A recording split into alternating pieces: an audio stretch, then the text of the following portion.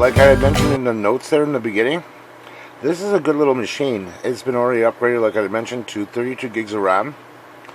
And I did put a 2 terabyte hard drive from Timetech. Installed Windows X, not XP, Windows 10 on it, and it's working fantastically on it, surprisingly. And the only thing I don't like about this is minor stuff. It's because it's been used. USB here is kind of gone wonky, which is minor. I mean, I still have 3 ports here, plus 2 in the front, which makes 5. But what I like here is, for the fact is I can have 2 display ports going to 2 HDMI displays, and my classic VGA out DB15.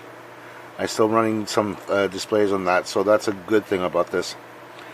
And here's that's the back. This is the back side, by the way. Comes with Ethernet, and it used an external power brick, so that's okay for me. And let's try to get this here open. Here we go. If I can get it open. Voila. Da-da. There's the Timetech hard drive. Processors underneath here. Heat sinks. The heat processor and heat sink on there. Exhaust fan out. The only thing, and I'm not complaining here, okay? On the earlier ones, like the M700 and the M900, they had connections underneath the SSD here for NVMe and M2.NVMe, the other 2 type of connections of the solid state drive that are underneath this. That's actually been moved off of this, but there's a nice but. Let's turn this here around. And here we are. Let's see if I can get the underneath carriage open. Ta-da! There's the 32 gigs of RAM, 2 sticks of 16. This is the connection for the SATA M2 NVMe connection. It's a 2-pin connection. You can definitely add another one in here, so you have basically two drives.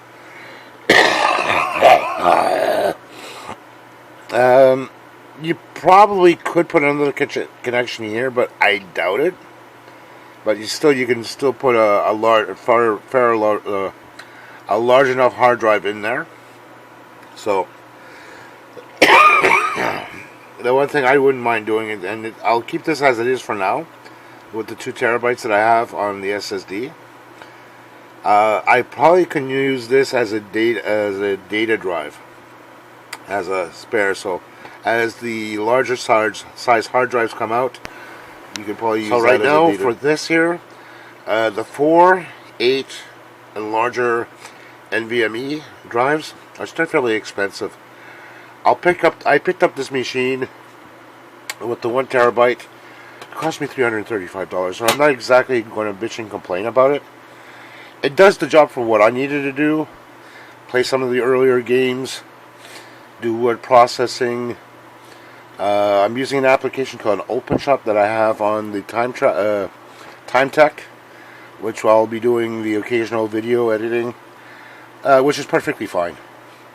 And with this here, with Windows 10 and the processor, which is the i7 6700T, I can do it in half the time.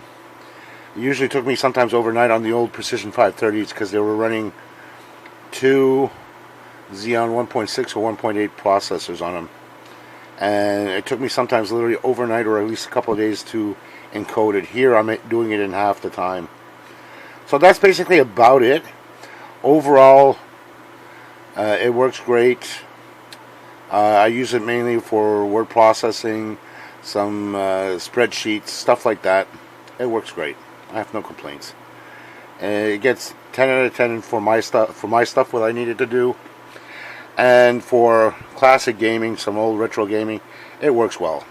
I'm not going to put this up against the latest games on there. There is no hope in heck. And especially with Windows 11, don't even bother. It's not worth the time. I tried even using Ubuntu Studio, which is a Linux variant, strictly for video editing, and I couldn't get that installed on here. So, for what it's worth, Windows 10, which is going to be end of life as of 2025, this should last me for another 2 years. Or a little bit beyond that, because I can still use it just as a basic machine for what I need it for. So that's basically about it. That's it. Thank you, folks.